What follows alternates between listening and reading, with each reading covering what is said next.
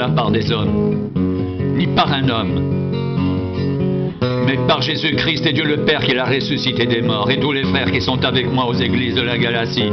Que la grâce et la paix vous soient données de la part de Dieu le Père et de notre Seigneur Jésus-Christ, qui s'est donné lui-même pour nos péchés, afin de nous arracher du présent siècle mauvais, selon la volonté de notre Dieu et Père, à qui soit la gloire au siècle des siècles. Amen.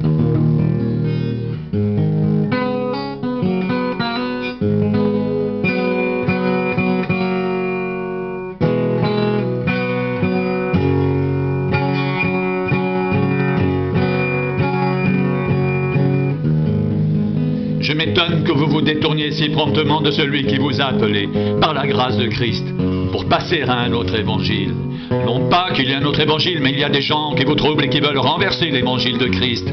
Mais si nous-mêmes, si un ange du ciel annonçait un évangile s'écartant de celui que nous vous avons prêché, qu'il soit anathème, nous l'avons dit précédemment, et je le répète à cette heure, si quelqu'un vous annonce un évangile s'écartant de celui que vous avez reçu, qu'il soit anathème. Et maintenant, est-ce la faveur des hommes que je désire ou celle de Dieu? Est-ce que je cherche à plaire aux hommes? Si je plaisais encore aux hommes, je ne serais pas serviteur de Christ. Je vous déclare, frères, que l'évangile qui a été annoncé par moi n'est pas de l'homme, car je ne l'ai ni reçu ni appris d'un homme, mais par une révélation de Jésus-Christ. Je vous déclare, frères, que l'évangile qui a été annoncé par moi n'est pas de l'homme, car je ne l'ai ni reçu ni appris d'un homme, mais par une révélation de Jésus-Christ. Je m'étonne que vous vous détourniez si promptement de celui qui vous a appelé par la grâce de Christ pour passer à un autre évangile. Non pas qu'il y ait un autre évangile, mais il y a des gens qui vous troublent et qui veulent renverser l'évangile de Christ. Mais si nous-mêmes, si un ange du ciel annonçait un évangile s'écartant de celui que nous vous avons prêché, qu'il soit anathème, nous l'avons dit précédemment, et je le répète à cette heure, si quelqu'un vous annonce un évangile s'écartant de celui que vous avez reçu, qu'il soit anathème. Et maintenant, est-ce la faveur des hommes que je désire ou celle de Dieu? Est-ce que je cherche à plaire aux hommes? Si je plaisais encore aux hommes, je ne serais pas serviteur de Dieu. Je vous déclare, frères, que l'évangile qui a été annoncé par moi n'est pas de l'homme, car je ne l'ai ni reçu ni appris d'un homme, mais par une révélation de Jésus-Christ. Je vous déclare, frères, que l'évangile qui a été annoncé par moi n'est pas de l'homme, car je ne l'ai ni reçu ni appris d'un homme, mais par une révélation de Jésus-Christ. Je ne l'ai reçu ni appris d'un homme, mais par une révélation de Jésus-Christ.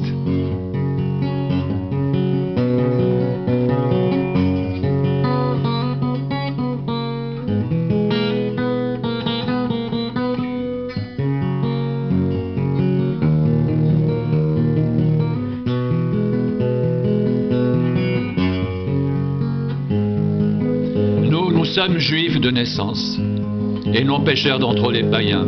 Néanmoins, sachant que ce n'est pas par les œuvres de la loi que l'homme est justifié, mais par la foi en Jésus-Christ. Nous aussi, nous avons cru en Jésus-Christ, afin d'être justifiés par la foi en Christ et non par les œuvres de la loi, parce que personne ne sera justifié par les œuvres de la loi. Mais tandis que nous cherchons à être justifiés par Christ, si nous étions aussi nous-mêmes trouvés pécheurs, Christ serait-il un ministre du péché? Loin de là, car si je rebâtis les choses que j'ai détruites, je me constitue moi-même un transgresseur. Car c'est par la loi que je suis mort à la loi, afin de vivre pour Dieu. J'ai été crucifié avec Christ, et si je vis, ce n'est plus moi qui vis, c'est Christ qui vit en moi. Si je vis maintenant dans la chair, je vis dans la foi au Fils de Dieu qui m'a aimé et qui s'est livré lui-même pour moi. Je ne rejette pas la grâce de Dieu, car si la justice s'obtient par la loi, Christ est donc mort en vain.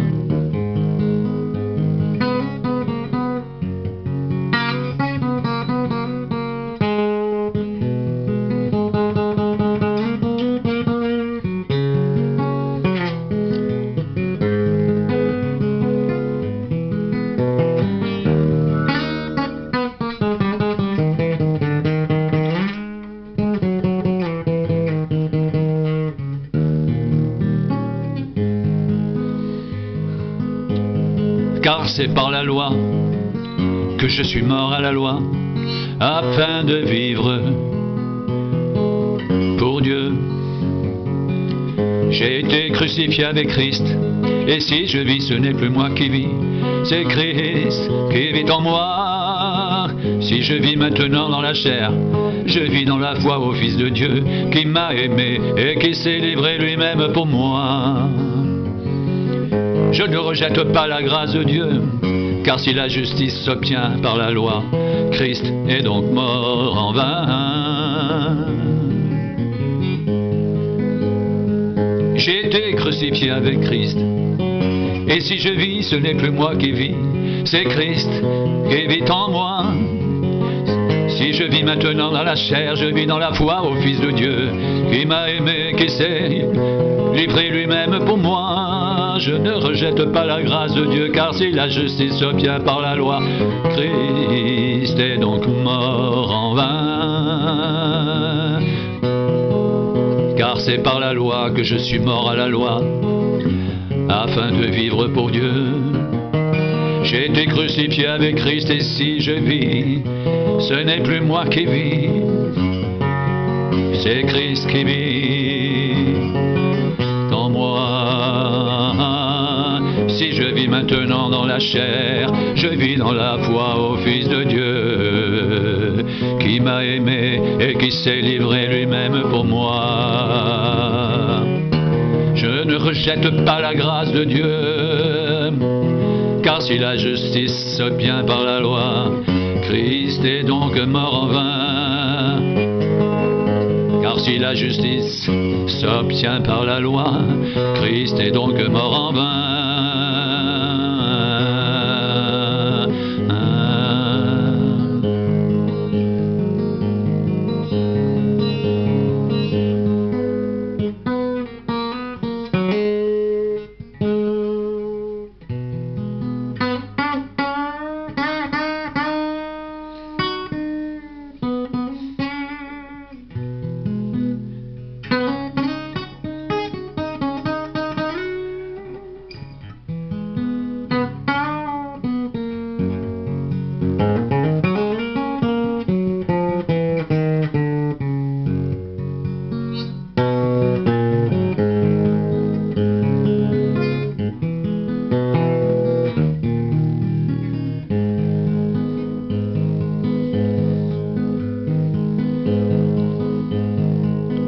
Car c'est par la loi que je suis mort à la loi, afin de vivre pour Dieu. J'ai été crucifié avec Christ, et si je vis, ce n'est plus moi qui vis, c'est Christ qui vit en moi. Si je vis maintenant dans la chair, je vis dans la foi au Fils de Dieu, qui m'a aimé et qui s'est livré lui-même pour moi. Je ne rejette pas la grâce de Dieu, car si la justice s'obtient par la loi, Christ est donc mort en vain. J'ai été crucifié avec Christ, et si je vis, ce n'est plus moi qui vis, c'est Christ qui vit en moi.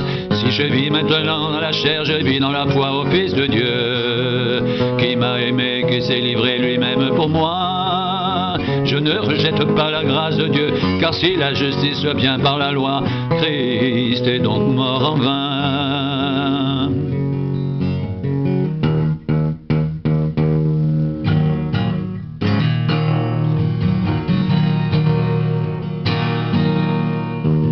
Ô Galates dépourvus de sens, qui vous a fasciné, vous aux yeux de qui Jésus-Christ a été peint comme crucifié? Voici seulement ce que je veux apprendre de vous. Est-ce par les œuvres de la loi que vous avez reçu l'Esprit, ou par la prédication de la foi? Êtes-vous tellement dépourvu de sens? Après avoir commencé par l'Esprit, voulez-vous maintenant finir par la chair? Avez-vous tant souffert en vain, si toutefois c'est en vain? Celui qui vous accorde l'Esprit et qui opère des miracles parmi vous, le fait-il donc par les œuvres de la loi ou par la prédication de la foi? Comme Abraham crut à Dieu, et que cela lui fut imputé à justice. Reconnaissez donc que ce sont ceux qui ont la foi qui sont fils d'Abraham. Aussi l'Écriture, prévoyant que Dieu justifierait les païens par la foi, a d'avance annoncé cette bonne nouvelle à Abraham. Toutes les nations seront bénies en toi. Ainsi, ceux qui croient sont bénis avec Abraham le croyant. Car tous ceux qui s'attachent aux œuvres de la loi sont sous la malédiction. Car il est écrit, maudit est quiconque n'observe pas tout ce qui est écrit dans le livre de la loi et ne le met pas en pratique. Et que nul ne soit justifié devant Dieu par la loi. Cela est évident, puisqu'il est dit, le juste vivra par la foi. Or, la loi ne procède pas de la foi, mais elle dit, celui qui mettra ces choses en pratique vivra par elles. Christ nous a rachetés de la malédiction de la loi, étant devenu malédiction pour nous. Car il est écrit, maudit est quiconque est pendu au bois, afin que la bénédiction d'Abraham ait pour les païens son accomplissement en Jésus-Christ, et que nous recevions par la foi l'Esprit qui avait été promis.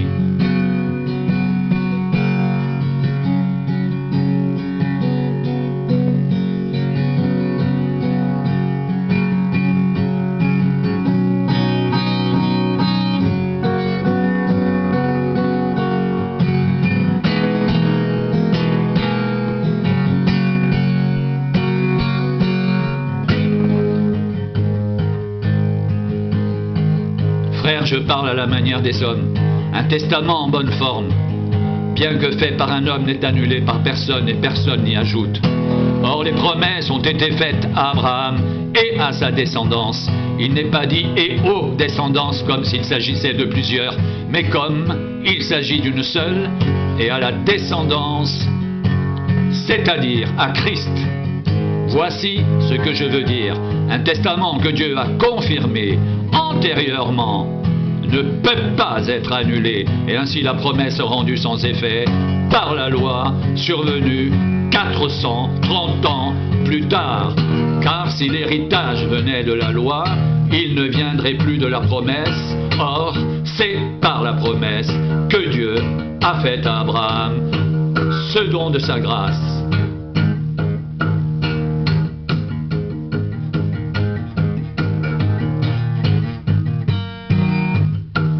Pourquoi donc la loi? Elle a été donnée ensuite, à cause des transgressions, jusqu'à ce que vienne la descendance, à qui la promesse avait été faite. Elle a été promulguée par des anges au moyen d'un médiateur. Or, le médiateur n'est pas médiateur d'un seul, tandis que Dieu est un seul. La loi est-elle donc contre les promesses de Dieu? Loin de là. S'il avait été donné une loi qui puisse procurer la vie, la justice viendrait réellement de la loi. Mais l'Écriture a tout renfermé sous le péché, afin que ce qui avait été promis soit donné par la foi en Jésus-Christ à ceux qui croient. Avant que la foi vienne, nous étions enfermés sous la garde de la loi, en vue de la foi qui devait être révélée.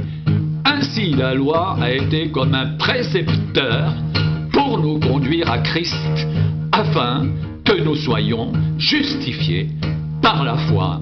La foi étant venue, nous ne sommes plus sous ce précepteur, car vous êtes tous fils de Dieu par la foi en Jésus-Christ. Vous tous qui avez été baptisés en Christ, vous avez revêtu Christ.